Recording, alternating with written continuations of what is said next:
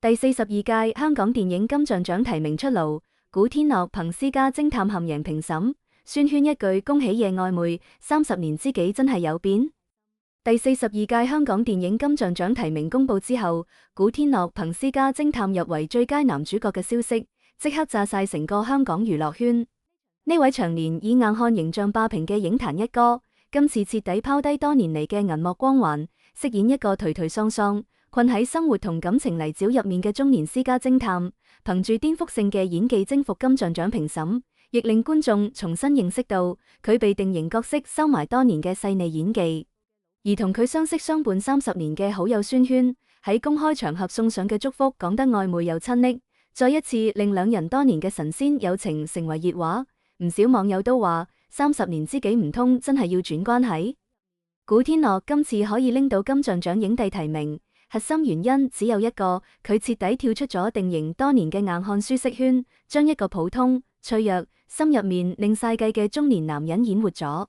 屬港片嘅觀眾都知，古天樂轉戰大銀幕之後，幾乎包攬咗各類硬派角色，無論係鐵血正義嘅警察、殺伐果斷嘅江湖大佬，定係忍辱復仇嘅老豆，全部都係氣場超強、形象硬朗嘅高光人物。黑黝黝嘅膚色、凌厲嘅眼神、乾脆利落嘅動作，早已成為佢標誌性嘅銀幕記號。多年以嚟，佢靠呢類角色坐穩港片頂流位置，但亦被觀眾貼咗淨係飾演硬漢嘅標籤。演技上更多可能性，一直俾固定嘅角色類型限制住。私家偵探就成為古天樂打破標籤嘅關鍵作品。佢喺戲入面飾演嘅歐陽偉業，同以往角色簡直差天共地。為咗貼呢個市井小人物，古天樂由外形開始就全方位自我拆晒光環，一頭蓬鬆亂亂嘅短捲髮，一副平價黑框眼鏡，一身永遠皺眉眉嘅休閒西裝，身形亦刻意整到有啲鬆垮，冇咗硬漢嘅挺拔同銳氣，反而成身都係中年男人嘅疲憊同狼狽。呢個角色唔係身手不凡嘅神探，只係一個靠接婚姻調查、偷窺隱私呢類散客為生嘅失意佬，事業冇起色，婚姻又出事，俾生活磨到慫得嚟，又有啲硬頸，普通又真實，完全退晒明星嘅距離感。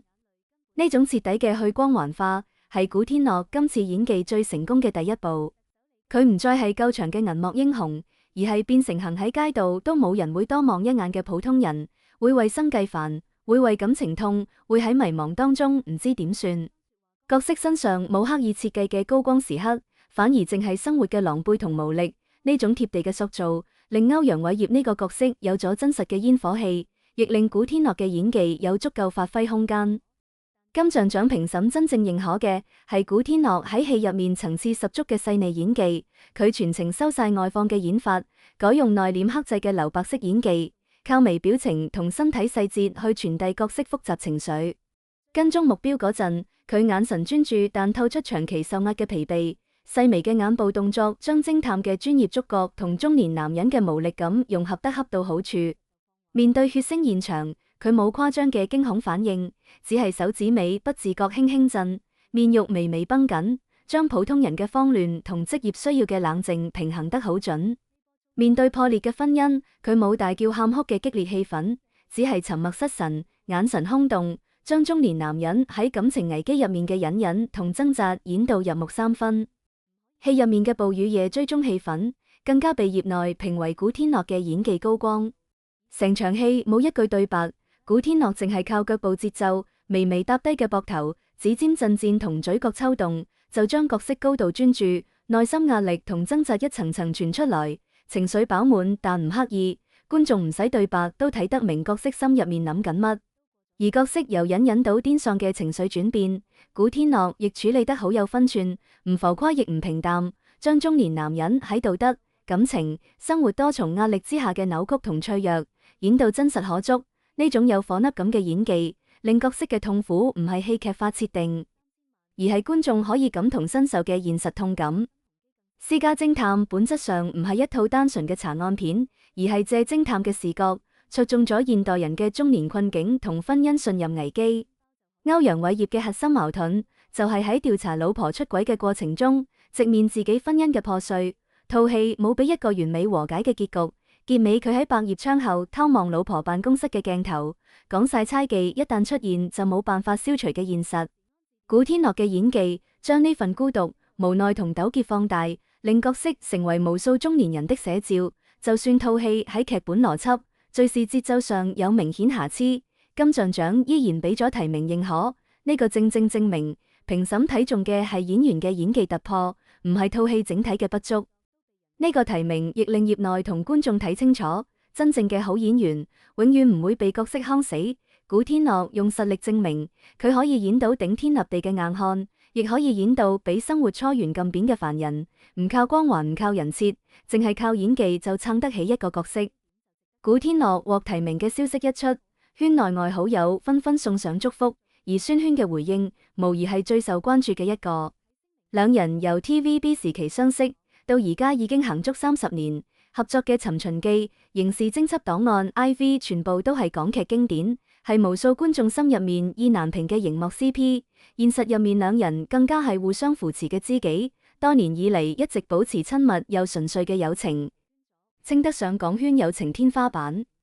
得知古天樂入圍影帝之後，宣萱喺公開場合嘅祝福簡短但格外曖昧，語氣入面滿晒欣慰同寵溺，一啲都冇普通朋友嘅疏離感，每一句都透出親近。呢段短短嘅回應即刻點燃網友嘅吃瓜熱情。井號宣萱古天樂曖昧井號30年友情變愛情井號等話題即刻衝上熱搜。多年以嚟，兩人嘅友情一直伴隨住外界嘅撮合同猜測，兩人都保持單身，事業上互相撐住，生活裏互相關心，身邊好友亦多次笑佢哋理應走埋一齊。宣萱亦曾經坦言，同古天樂嘅感情早已超越朋友，好似親人一樣。古天樂亦多次公開讚宣萱，當佢係人生入面最重要嘅知己，唔炒緋聞，唔刻意捆綁，卻喺歲月入面陪伴對方30年，呢種關係本身就好難得。今次宣萱帶啲曖昧嘅恭喜，更加令網友堅信兩人嘅友情可能早已悄悄變咗質。由當年白股男神到而家嘅實力派演員，古天樂喺香港娛樂圈打拼幾十年，唔單止演技上不斷突破，更加一直致力推動香港電影發展，捧新人，投資拍電影，係港片復甦嘅中堅力量。今次私家偵探嘅提名係對佢轉型突破最好嘅肯定，亦令佢擺脫咗硬漢專業戶嘅束縛，打開更闊嘅戲路。對觀眾嚟講，大家一方面驚喜古天樂嘅演技突破，期待佢可以拎到金像獎影帝，另一方面亦好奇佢同宣萱30年友情最終會行去邊。畢竟喺浮躁嘅娛樂圈，呢種長久又真摯嘅感情真係好少見，無論最後係知己定戀人，都係令人羨慕嘅緣分。古天樂用私家偵探證明，演員終極魅力係成為角色，而唔係重複自己。佢同宣萱30年相伴，亦證明咗娛樂圈最珍貴嘅從來唔係一時熱度，而係長久陪伴同明白。隨住金像獎頒獎禮越來越近，古天樂嘅演技會繼續被關注，而佢同宣萱嘅故事亦會繼續被網友津津樂道。呢位拋低硬漢包袱、演技封神嘅演員，早已用實力坐穩影壇位置，而佢人生入面嘅溫暖同驚喜，亦仲喺繼續。